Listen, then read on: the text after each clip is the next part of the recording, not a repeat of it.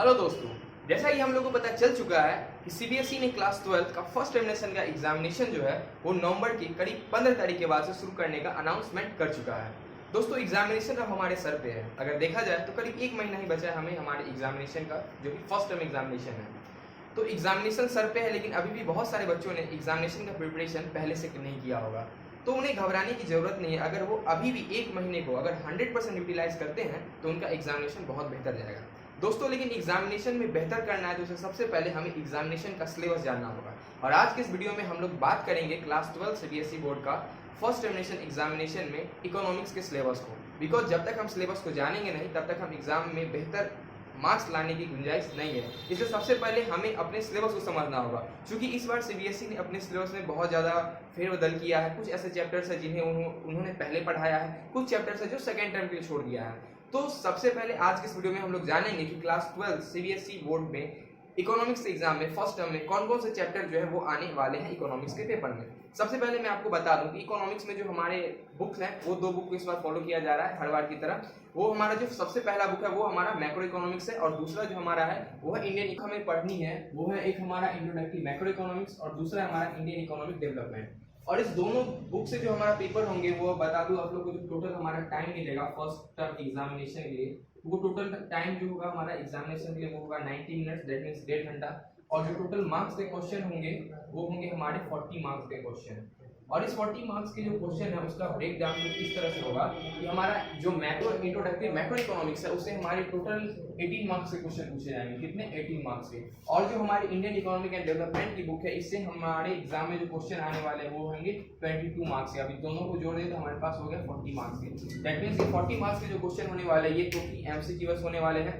और ये जो 2 बुक है वो हमारा introductory macro economic and Indian economic development, जिसमें से मैक्रो इकोनॉमिक्स से 18 मार्क्स के क्वेश्चन आएंगे और जो हमारा इंडियन इकोनॉमिक एंड डेवलपमेंट है उसे 22 मार्क्स के क्वेश्चन आएंगे। अब देखते हैं कि macro economics and Indian economic development में कौन कौन से चैप्टर हमें पढ़ने हैं।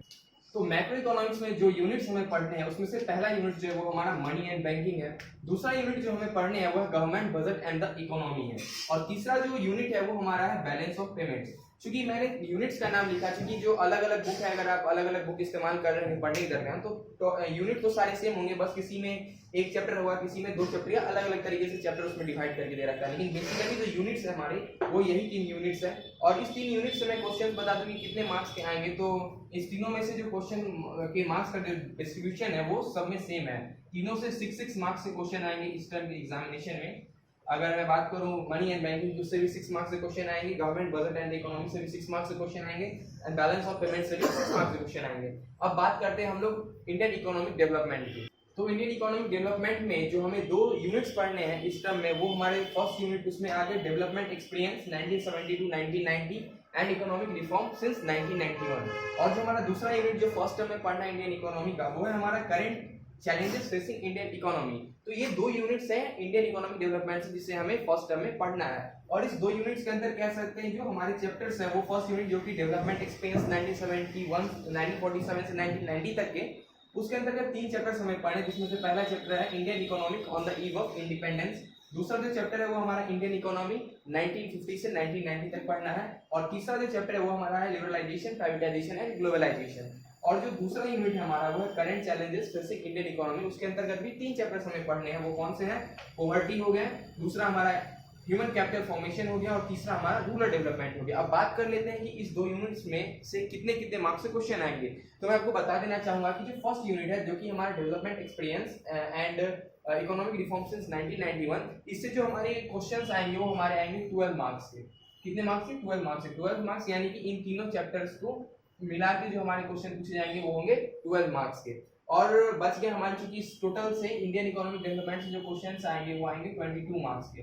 तो फर्स्ट यूनिट से आगे हमारे 12 मार्क्स के। तो सेकंड जो यूनिट है जो कि हमारा current challenges facing Indian economy है, इससे हमारे कितने मार्क्स के आएंगे? 10 मार्क्स के क्वेश्चन आएंगे। जिस 10 में हमारा इंक्लूड रहेगा कौन कौन चैप्टर? ये पॉवर्टी रहेगा, ह्यूमन कैपिटल फॉर्मेशन रहेगा एंड रूरल डेवलपमेंट, यानी कि तीनों मिला के आ जाएंगे 10 मार्क्स के। तो ये ओवरऑल हमारा सिलेबस था। आई होप कि अब आप लोगों को अपना सिलेबस पता चल चुका होगा। तो जिन लोगों ने अभी तक जिन्हें सिलेबस नहीं पता था वो लोग सिलेबस जान चुके होंगे, और जो स्टूडेंट्स अभी तक अपना प्रिपरेशन शुरू नहीं किए होंगे तो मैं आप लोगों से कहना चाहूंगा कि अभी भी वक्त है हमारे पास 1 मंथ। अगर आप हमारे साथ जुड़े रहते हैं तो हम एक महीने के अंदर पूरा इकोनॉमिक्स जो हमारा सिलेबस है टर्म 1 के लिए वो पूरा मैं कंप्लीट करवाऊंगा। तो आप सभी लोग मेरे साथ जुड़े रहे, आगे फिर नए नए वीडियोस आएंगे, उसे देखिए और अपने इकोनॉमिक्स का जो सिलेबस है उसे एक महीने के अंदर कंप्लीट करिए। Thanks a lot, bye bye.